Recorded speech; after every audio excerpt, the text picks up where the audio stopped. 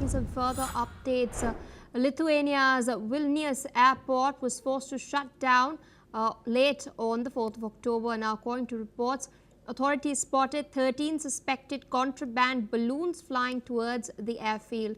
The airspace remained closed until 4:30 a.m. local time. Now, flying objects were also seen near Baltoji Walk, just 25 kilometers from the border with Belarus. This comes amid growing concerns over repeated airspace violations across Europe.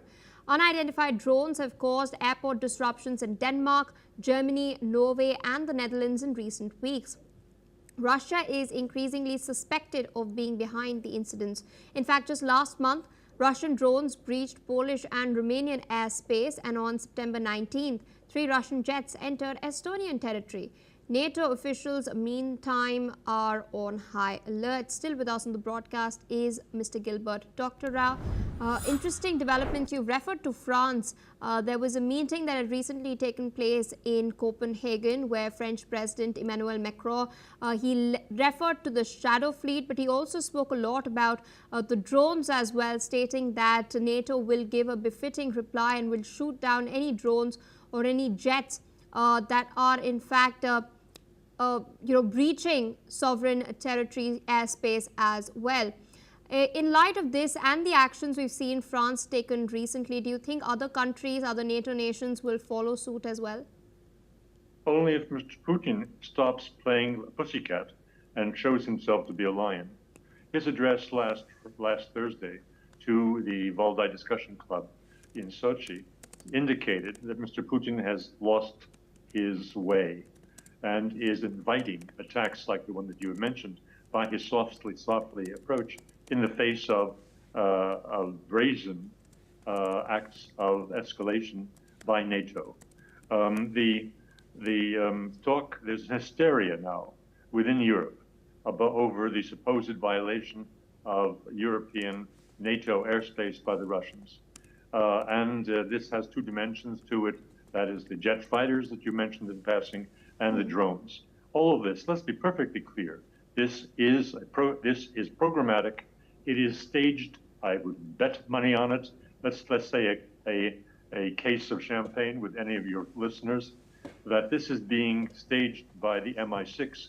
The Brits are in charge of dirty tricks.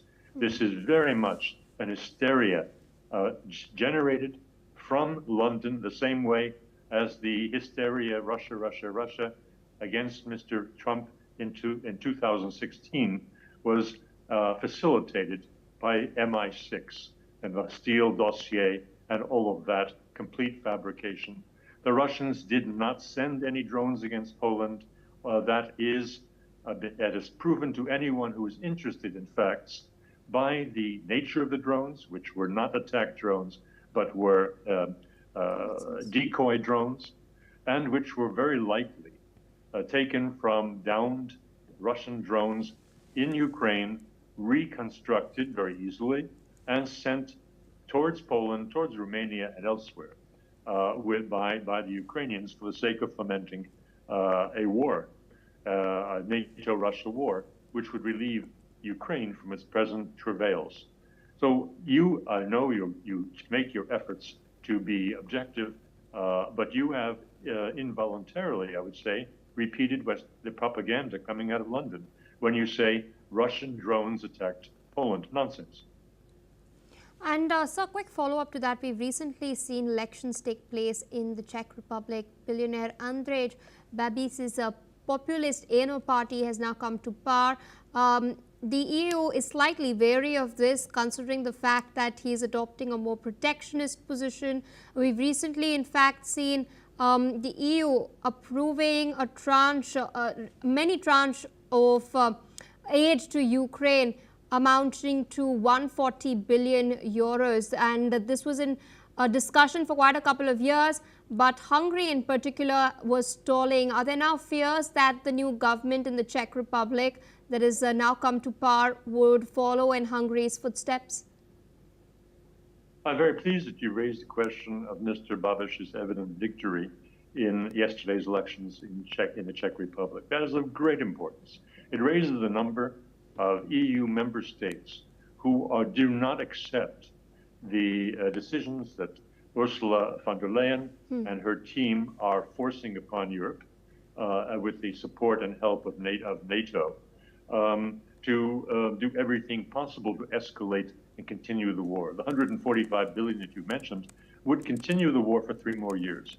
Now, what does that mean? It means that Europe would be looking to create a bridge, a continuing war in Ukraine, while it rearms and prepares for an all-out war with Russia 3 to 4 years from now. So this is a very important development. Mr. Babic is against it, just as are his neighbors in what was called the Visegrad Four, the 3 members that are in agreement on the approach to Russia and the war in Ukraine are Mr. Orban in Hungary, Mr. Fico in the Slovak Republic, and now Mr. Babiš in the Czech Republic. That is very important. Poland is the odd man out in the Visegrad, but that may change. All right, so I request you to stay on with us. We're tracking further updates coming in. We're now learning that Russian President Vladimir Putin has congratulated Tajikistan's leader Emomali Rahmon on his 73rd birthday and has emphasized upon the importance of their upcoming meeting in Dushanbe.